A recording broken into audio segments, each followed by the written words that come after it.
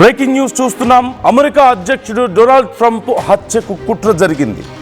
తుపాకీతో ఫ్లోరిడాలోని ట్రంప్ ఇంట్లోకి ఒక దుండగుడు ప్రవేశించాడు. వెంటనే అలర్ట్ అయిన సీక్రెట్ సర్వీసెస్ ఏజెంట్లు దుండగుడిని కాల్చి చంపినట్లుగా తెలుస్తోంది. ఘటన జరిగినప్పుడు వైట్ హౌస్లో ట్రంప్ దంపతులు అక్కడే ఉన్నారు. దుండగుడి చేతిలో గన్తో పాటుగా ఒక పెట్రోల్ క్యాన్ను కూడా గుర్తించారు. నిందితుడు కరోలినాకు చెందిన ఆస్టిన్గా గుర్తించారు. భద్రతా వైఫల్యంపై ఇప్పుడు ఆరా తీస్తున్నారు ఉన్నతాధికారులు. ఒక 20 ఏళ్ల యువకుడు అంటూ గుర్తించారు. సుమారుగా అతని వయసు 20 ఏళ్ళు ఉంటుందని, అతని చేతిలో ఒక గన్ అలాగే ఒక పెట్రోల్ క్యాన్ కూడా గుర్తించారు. అప్పటికే ఆల్మోస్ట్ హౌస్లోకి ప్రవేశించాడు కూడా. సెక్యూరిటీ ఏజెంట్స్ యొక్క కళ్ళు కప్పి ఎలా ప్రవేశించాడు? సహజంగా డొనాల్డ్ ట్రంప్ ఉన్నాడు అంటే, అక్కడ అమెరికా అధ్యక్షుడు ఉన్నాడంటే ప్రపంచంలోనే అత్యంత శక్తివైన ఏజెన్సీస్ అన్నీ ఆయనకు కాపలా కాస్తూ ఉంటాయి. అలాంటి ఏజెన్సీస్ని, అలాంటి ఏజెంట్స్ని దాటి ఆల్మోస్ట్ ఇంట్లోకి ప్రవేశించగలిగాడు అంటే ఎలా ప్రవేశించగలిగాడు? లోపల ఉన్న వాళ్ళ సపోర్ట్ ఏదైనా ఉందా అనే కోణంలో ఇప్పుడు విచారణ జరుగుతున్నట్లుగా తెలుస్తోంది. అయితే ట్రంప్ మీద ఇలాంటి ప్రయత్నాలు జరగడం ఇదేమీ కొత్త కాదు. మనం 2024లో చూసాం. జూలై 13న పెన్సిల్వేనియాలో ప్రచారం జరుగుతున్న సమయంలో డైరెక్ట్గా గన్తో అటాక్ చేశారు ట్రంప్ మీద. ఆ సమయంలో కొద్దిపాటి తేడాతో ట్రంప్ తప్పించుకున్నారు. Just 1 inch difference maximum. చెవుకి తగిలి బుల్లెట్ దూసుకుపోవడాన్ని మనం చూసాం, చెవుకి గాయం అవడాన్ని మనం చూసాం పబ్లిక్లో ఆయన మాట్లాడుతున్న సమయంలో. అది కూడా అక్కడ కూడా భద్రతా వైఫల్యం అనేది ఖచ్చితంగా ఉంటుంది. పబ్లిక్ అక్కడ ఆ రోజు ఎక్కువ మంది లేరు, అంటే కొన్ని వేల మంది ఏమీ లేరు, చాలా తక్కువ మంది ఉన్నారు. ఆయన ఒక పబ్లిక్ మీటింగ్లో మాట్లాడుతున్నారు. ప్రచారంలో భాగంగా ఒక్కసారిగా ఒక బుల్లెట్ దూసుకుపోయింది ఆయన చెవి గుండా. అది కూడా ఫ్రాక్షన్ ఆఫ్ సెకండ్లో తల కొంచెం పక్కకు జరపడం వల్ల కొద్దిలో మిస్ అయింది. లేదంటే ఏం జరిగి ఉండేదో మనం ఊహించుకోవచ్చు. బుల్లెట్ ఒక 2 ఇంచెస్ లోపలికి వచ్చింటే ఏముండేదో, ఎలా ఉండేదో మనం ఊహించుకోవచ్చు. సో అప్పుడు జరిగింది. అలాగే 2024లోనే సెప్టెంబర్ 12న మరొకసారి ఈ వైట్ పామ్ బీచ్ సమీపంలో కూడా ఒక వ్యక్తి గన్తో వెయిట్ చేస్తున్నాడు ట్రంప్ కోసం. అప్పటికి ఇక రెగ్యులర్ చెకప్లో భాగంగా చెకప్ చేస్తున్న సమయంలో ఇతన్ని పట్టుకున్నట్లుగా తెలుస్తుంది. సో గతంలో చాలాసార్లు థ్రెట్స్ వచ్చాయి, చాలాసార్లు అటెంప్ట్స్ జరిగాయి. ఆల్మోస్ట్ ఇక ప్రాణాపాయ స్థితి నుంచి ఫ్రాక్షన్ ఆఫ్ సెకండ్స్లో తప్పించుకున్నాడు. జస్ట్ 1 or 2 ఇంచ్ డిఫరెన్స్లో తప్పించుకోగలిగాడు ట్రంప్. ఇప్పుడు మరొకసారి ఆల్మోస్ట్ అటాక్ వరకు వెళ్ళింది. వాళ్ళ ఇంట్లోనే ఒక అతను చొరబడేందుకు ప్రయత్నించడం, అతని దగ్గర గన్ అలాగే ఒక పెట్రోల్ క్యాన్ కూడా స్వాధీనం చేసుకున్నట్లుగా తెలుస్తుంది. అయితే పెట్రోల్ క్యాన్ ఎందుకు తీసుకొచ్చాడు? జనరల్గా ఎవరైనా అసాసిన్ చేయాలనుకున్న వాళ్ళు, అసాసిన్స్ ఎవరైనా సరే గన్స్ తెచ్చుకుంటారు, ఇంకేదైనా వెపన్స్ తెచ్చుకుంటారు. కానీ అతను పెట్రోల్ తీసుకొచ్చినట్లుగా తెలుస్తోంది. ఏ ఉద్దేశంతో తీసుకొచ్చాడు petrol can? And of course ఇలాంటి అసాసిన్స్కి ఇలాంటి ప్లాన్స్లో ఖచ్చితంగా హెవీ లగేజ్ కానీ ఏదైనా కొన్ని ఐటమ్స్ తీసుకువెళ్ళడం అనేది చాలా కష్టం అవుతుంది. పెట్రోల్ క్యాన్స్ లాంటివి ఏదైనా బ్యాగ్స్ క్యారీ చేయడం అనేది it's very difficult for them to move ఆ టైంలో. అలాంటిది ఎందుకు తీసుకొచ్చాడు? ఇంకేదైనా ఉద్దేశంతో అతను లోపలికి వచ్చాడా? ఖచ్చితంగా అటాక్ చేసే ఉద్దేశం లేకపోతే గన్ ఎందుకు క్యారీ చేస్తాడు అనేది ఇంకా మనకి ఇప్పుడు తెలియాల్సి ఉంది.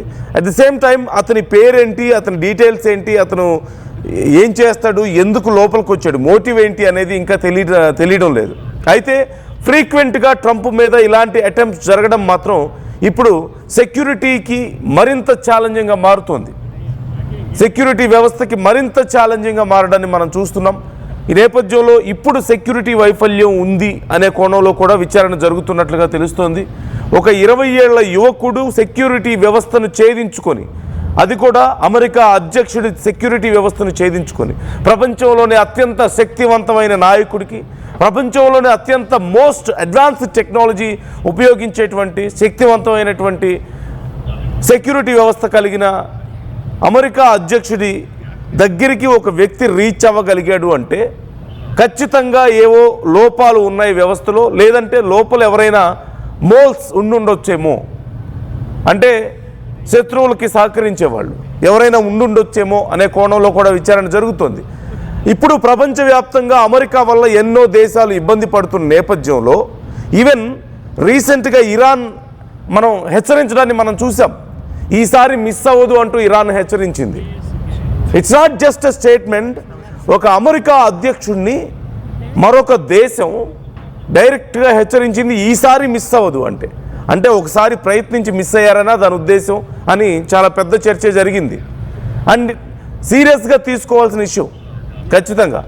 ఇలాంటి అటాక్స్ వెనక, ఇలాంటి అసాసినేషన్స్ వెనక ఖచ్చితంగా ఎవరైనా పెద్దవాళ్ళు ఉండే అవకాశం ఉంది. ర్యాండమ్గా ఎవరో ఒక పర్సన్ అంత ఈజీగా అమెరికా అధ్యక్షుడి ఇంట్లోకి ప్రవేశించడం అనేది సాధ్యమయ్యే విషయం కాదు. సెక్యూరిటీని దాటుకొని అమెరికా అధ్యక్షుడి ఇల్లు ఒక చోట ఉంది, లేదంటే ఆయన ఒక చోట ఉన్నాడు అంటే కొన్ని కిలోమీటర్ల పరిధి వరకు వీళ్ళ సర్వేలెన్స్ ఉంటుంది. ఆ చుట్టుపక్కల డ్రోన్స్ ఉండొచ్చు, లేకపోతే వాళ్ళ స్పైస్ కీలకమైనటువంటి ప్రాంతాల్లో ఉంటారు, అబ్జర్వ్ చేస్తూ ఉంటారు, కామన్ పీపుల్లో కలిసిపోతారు. ఇలా అన్ని రకాలుగాను సీక్రెట్ కెమెరాస్ ఉంటాయి. అన్ని రకాలుగా కొన్ని కిలోమీటర్ల పరిధిలో ఆ చుట్టుపక్కల ప్రాంతాల్లో వాళ్ళ పరిధిలోనే ఉంటుంది, మొత్తం వాళ్ళ సర్వేలెన్స్ ఉంటుంది. అలాంటి పరిస్థితుల్లో డైరెక్ట్గా ఇంటి దగ్గర అంటే ఇంకా పరిస్థితి ఏంటి? ఇల్లు అంటే ఇంకా సెక్యూర్గా ఉంటుంది కదా. ఆ టైంలో ఇద్దరు ఉన్నారు, దంపతులు ఇద్దరు అక్కడే ఉన్నట్లుగా తెలుస్తోంది. సో ఇంటి దగ్గర ఇలాంటి అసాసినేషన్ జరిగిందంటే ఏదో ఖచ్చితంగా పెద్ద దేశం యొక్క సపోర్ట్ అయినా, ఏదైనా పెద్ద ఏజెన్సీ యొక్క సపోర్ట్ లేకుండా ఇలా జరగదు అనేది తెలుస్తోంది. మోర్ ఆఫ్ అతను ఒక సామాన్యుడు అయి ఉంటే ఖచ్చితంగా ఇమీడియట్గా డీటెయిల్స్ బయటకు వచ్చి ఉండేవి. సామాన్యుడు కాదు కాబట్టి డీటెయిల్స్ ఇమీడియట్గా బయటికి రాలేదు. చాలా ఇన్డెప్త్ ఇన్వెస్టిగేషన్ జరుగుతున్నట్లుగా మనకు తెలుస్తోంది. దట్టు ఇలాంటి సమయంలో ఇరాన్ లాంటి దేశాల యొక్క హెచ్చరికలు ఉన్న నేపథ్యంలో ఏ క్షణంలో ఏం జరుగుతుందో ఎవరు చెప్పలేం. ఎందుకంటే గతంలో ప్రచారంలో మనం చూసాం 2024లో తుపాకీ బుల్లెట్ ఈ చెవు గుండా దూసుకుపోవడాన్ని మనం చూసాం. అదే 2024లో మరొక 2 నెలల తర్వాత ఆల్మోస్ట్ అటాక్కి రెడీ అయిపోయి వెయిట్ చేస్తున్న సమయంలో అక్కడ సెక్యూరిటీ వాళ్ళని అదుపులోకి తీసుకున్నారు. ఇప్పుడు మరొకసారి ట్రంప్ ఇంట్లోకి ఒక ఆగంతకుడు ప్రవేశించాడు with a gun and petroleum can. ఎలా జరిగింది ఇది? Is just a 20 years boy. సాధారణ వ్యక్తి అయితే ప్రవేశించలేరు. దట్టు ప్రపంచ దేశాలు ఇంత ఉద్రిక్తంగా ఉన్న నేపథ్యంలో ట్రంప్ అన్ని దేశాలతోనూ గిల్లి కజ్జాలు పెట్టుకొని గందరగోళం చేస్తున్నటువంటి పరిస్థితుల్లో ఓ పక్క రష్యాతో గొడవ, ఇంకో పక్క ఇరాన్తో, మొన్న వెనిజులాతో, ఆ తర్వాత గ్రీన్లాండ్తో, ఒకటా రెండా వరుసగా అన్ని దేశాలతోనూ గొడవలు పెట్టుకుంటున్న నేపథ్యంలో ఏ దేశమైనా ఏమైనా చేయొచ్చేమో చెప్పలేం. మరోవైపు యూరోపియన్ కంట్రీస్తో కూడా గొడవలకు దిగుతున్నాడు అవసరమైతే. సో ఇలాంటి పరిస్థితుల్లో ఏ క్షణంలో ఏం జరుగుతుందో చెప్పలేని పరిస్థితి ఉంటుంది. ఇప్పుడు ఈ కేసుకు సంబంధించి, ఈ ఇన్సిడెంట్కి సంబంధించి డీటెయిల్స్ రావాల్సి ఉంది. ఖచ్చితంగా ట్రంప్ ప్రాణాలకి ప్రమాదం పొంచి ఉంది అనేది మనకి క్లియర్గా అర్థమవుతుంది. అనేక దేశాలతో గొడవలు పెట్టుకోవడం అయినా, లేదంటే ఫ్రీక్వెంట్ అసాసినేషన్స్ ప్లాన్స్ అయినా సరే చాలా ఫ్రీక్వెంట్గా జరుగుతూ ఉండడం అయినా చూస్తుంటే, రేషియో చూస్తుంటే ఖచ్చితంగా ట్రంప్ ప్రాణాలకి పెద్ద ప్రమాదం పొంచి ఉంది. ఏ క్షణంలో ఏం జరుగుతుందో తెలియని పరిస్థితులు కనిపిస్తున్నాయి. సో ఈ వరుసగా ఇలాంటి ప్రయత్నాలు, ట్రంప్ ప్రాణాలు తీయడానికి ప్రయత్నాలు జరగడం మీకేమనిపిస్తుంది? ఎవరు చేసిన పని అయి ఉండొచ్చు? అతను ఒక ర్యాండమ్ పర్సన్ అయి ఉంటాడా? నో, సిచ్యువేషన్ చూస్తే అలా అనిపించడం లేదు. ఎందుకంటే ఒక ర్యాండమ్ పర్సన్ ఎవరైనా ఏదో ఒక రకమైన మానసిక సమస్యలతోనో, లేకపోతే ఇంకేమైనా కారణాలతోనో, పర్సనల్ గ్రడ్జ్తోనో, ఇలాంటి సమస్యలతో ఒకవేళ అతను ప్రయత్నిస్తే ఇమ్మీడియట్గా అధికారులు చెప్తారు so and so person, so and so details అని చెప్పేసి. కానీ అలా కాదు అంటే అండ్ 2 months బ్యాక్ మనం చూసాం, వైట్ హౌస్ మీద కూడా డైరెక్ట్గా దాడి జరగడం మనం చూసాం. సో ర్యాండమ్ పర్సన్ కాదు. మరోవైపు ఇరాన్ లాంటి దేశాలు ఆల్రెడీ హెచ్చరించి ఉన్నాయి, ఈసారి మిస్ అవ్వదు, జాగ్రత్తగా ఉండు అంటూ హెచ్చరించడాన్ని మనం చూసాం. సో సంథింగ్ సీరియస్, ఏదో ఒక బలమైనటువంటి శక్తి ప్రయత్నిస్తోంది ట్రంప్ ప్రాణాలు తీయడానికి అనేది మాత్రం అర్థమవుతుంది. ఎవరై ఉండొచ్చని మీరు అనుకుంటున్నారు? కామెంట్ చేసే ప్రయత్నం చేయండి. అండ్ ఇప్పటికే సీక్రెట్ సర్వీసెస్ నుంచి ఒక ట్వీట్ కూడా వచ్చింది. ఒకసారి నేను ఆ ట్వీట్ మీకు చదివి వినిపించే ప్రయత్నం కూడా చేస్తాను. ఖచ్చితంగా మరిన్ని దాడులు జరిగే అవకాశం ఉంది అనేది మనకి క్లియర్గా కనపడుతుంది. ఒకసారి ఆ ట్వీట్లో ఏం మెన్షన్ చేశారంటే, on February 22nd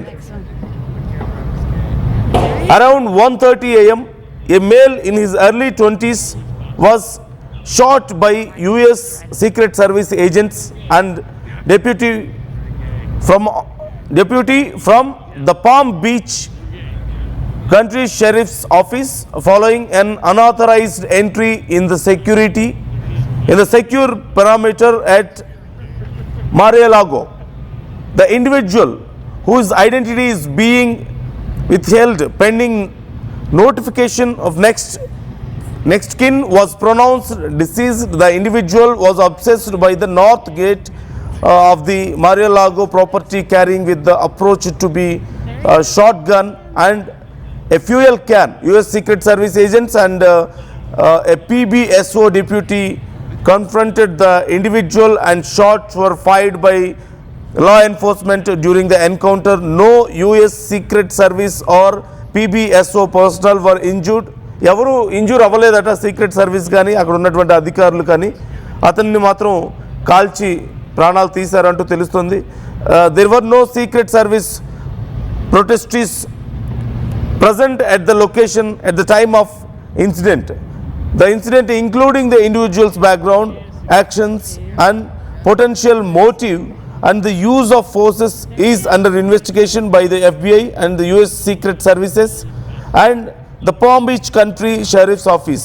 In accordance with the agency policy, the involved Secret Service agents will be placed on the routine administrative leave pending the outcome of the investigation.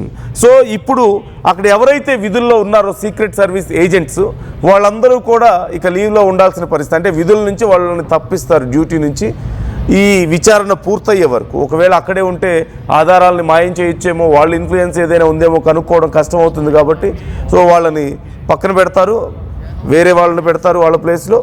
అలాగే ఈ ఇన్వెస్టిగేషన్ పూర్తయిన తర్వాత వాళ్ళకి ఏ సంబంధం లేదని తెలిసిన తర్వాత ఎలా వైఫల్యం చెందారో వాళ్ళు కనుక్కోవడంలో అన్నీ పూర్తిగా విచారించి అవసరమైతే చర్యలు తీసుకున్న తర్వాత మాత్రమే మళ్ళీ వాళ్ళని డ్యూటీలోకి తీసుకునే అవకాశం ఉంటుంది, వాళ్ళకి మళ్ళీ వర్క్ ఇచ్చేటువంటి అవకాశం ఉంటుంది.